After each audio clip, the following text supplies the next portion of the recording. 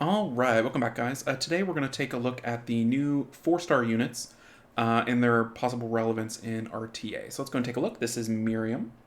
Models are fantastic as ever. I like the look of it.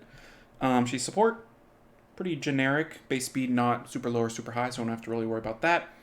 They've all got a element-specific defense lead that applies everywhere, which is kind of nice. So blue, yellow, all that good stuff. So, they'll have a lead that actually works. Sometimes you get stuck with no lead, and these have a lead. It's defense, which isn't the best, but it's not the worst. Skill 1, I believe on all of them, is the stun. So it's a 40, 50, 60% stun on one, which is pretty good for a skill 1. Yeah, so that's pretty solid. I like that, and I think that's on all of them. Let's just double check. Yep. So pretty nice skill 1, not a useless skill 1. I mean, 60%, not too bad. This is her main feature: attack power up and defense up, and possibly a shield, a 30% chance of a shield. Proportionate to level is always better than proportional to current HP, because it declines in arena. So the shield's always going to be pretty beefy, kind of like Bastet's shield into the late game of RTA, which is kind of nice. Attack power up and defense up. The thing that kind of catches my eye is you've got a 30% chance of a triple buff, which is quite a bit. I can't really think of any triple buff monsters. They're few and far between, and maybe there's more than one, but I can't really think of any. So 2 buffs, possibly 3. Pretty nice for maybe like a Bulwark situation, something like that. And then over here we've got attack power, defense, and speed buffs all increased by 25%. So this is all pretty solid, I think. It's just, do you want to spend a slot on a 50+% stunner and a attack defense buffer? I mean, the buffs increase, attack bar buff, defense, speed, all that good stuff. So 25%. So it's pretty nice, but I just don't know. I think with the prevalence of AoE stripping being super meta right now, I don't think you spend a slot on this, even in a specific comp. Maybe there's a cleave out there that the extra 25% is worth throwing her in, and the fact that it's attack and defense. I mean, for something like Cocky, this is a great buff because that's exactly what he wants, attack and defense. Gives you, in theory, a little bit of flexibility if you want to bring in a defense damage dealer like a Fen Yen, and then also an attack power damage dealer like probably a Kaki or something like that. So that's not too bad. This is okay. This, so you have 1 turn of downtime, not too bad. I don't know. It doesn't jump out at me as, oh yeah, I must include that, but maybe the extra 25% is enough to make it worth it. So that's the red one.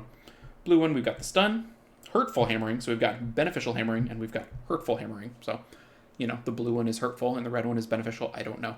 So this is a attack power and defense down, 50% chance each, and that is, to me, such a problem. 50% chance each. Like, you're in theory going to get one of the two, but you really just want the defense break. The attack break is incidental. With a 30% chance, it's a 100% chance, which is so Summoner's War. If you ping on great, then it works 100% of the time. This is so RNG. I don't know. I just don't feel it. This one is increases accuracy of all allies by 10% each whenever something is resisted. Increase resistance of everybody by 10% each when your ally gets a harmful effect. This is another one where I don't really see the value here, because there's so many limited slots and there's so many monsters that do so much in every spot. Do you want this random chance of attack and defense down, or do you want Chunk Pong who just wrecks everybody? You know what I mean? Do you want Savannah, or do you want this?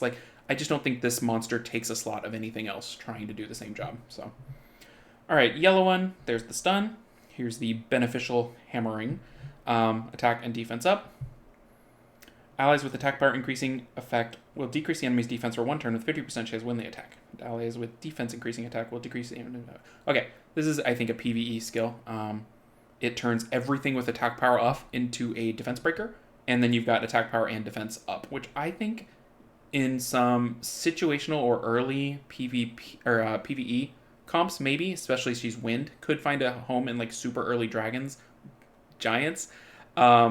I don't know. This is kind of nice that you get a decent chance to defense break over and over and over. But again, I don't think it has any place in PvP. So I would say out of the main elements, the fire is the maybe, but probably they're all no's in RTA.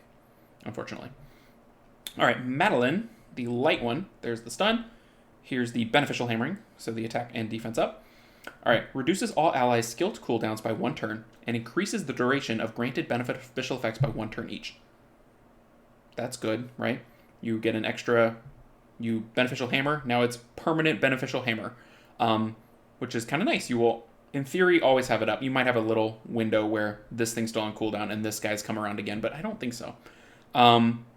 Reducing the skill cooldown is also excellent. That just makes everything better. It's kind of like Mav, right? Additionally, increases the duration of beneficial effects granted on allies by 1 turn each if Great is activated with 30% chance. So you have a 30% chance of getting a 2-turn beneficial increase, which I think is pretty neat. I don't know. This one I could see maybe making it into some specific comps that rely on long-term buffs, right? You would never pick her into any sort of AoE stripper, and then that raises the question, like, are there other things you would never pick into no AoE strippers that might be better? This is kind of nice, and then this buff is good if you're going to make use of that. So, okay, this one is not the worst. All right, stun. This is the Hurtful Hammering, which is just the RNG defense attack break, which I don't really care for. And then over here we've got Blacksmith's Discernment, which is such a fancy sounding skill. I love it. Let's see, what's this one? Overall. Blacksmith's Discernment. Get it, Deborah.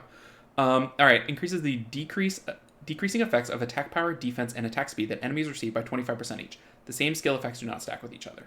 So I can't do this math in my head, but I feel like I read somewhere that the increase in the defense break is ridiculously good. So if that's true, then this one might be pretty nice if you're going to defense break. Still feels kind of cleavy because you buff attack power and then you passively do more damage, right? Because of the defense break, right? So you need to bring some sort of defense breaker. I don't know. So LDs have a shot, but nothing really jumps off the page at me as, oh my gosh, that's broken. You know, there's no kinky here, right? Like these, I would say generally not, maybe some sort of PvE use. And these, I would say, play around with them, but probably not. And that could be just the worst take ever, but that's just kind of how I see it. Maybe the Mav plus Beneficial Extend is just super, super good and justifies her getting a spot. I like that the attack power and defense is guaranteed. You know, like I like that more than this RNG. I feel like this second skill is going to make a lot of people very sad because you can't really count on it. You can't even count on this to be your defense breaker with this, I don't think. Which is kind of a bummer. If it was 100%, you know, you get resistant, you'd be sad, but like a 50% activation to defense break with defense break is better. I don't know. I'm not really feeling it. So that is the 4 stars. I would say in general, not gargoyle level of just why do you exist, but not like, you know, cocky, kinky, squeaky, all those guys where it's just like, holy cow, you just are the best monster in the game. How did this occur? So, you know, may find some use for some people. If you pull the LDs, play around with them, see what you think. I'm curious if anybody else has a different take or if I'm way off base, but let me know in the comments and I will catch y'all in the next video. Take care, everybody.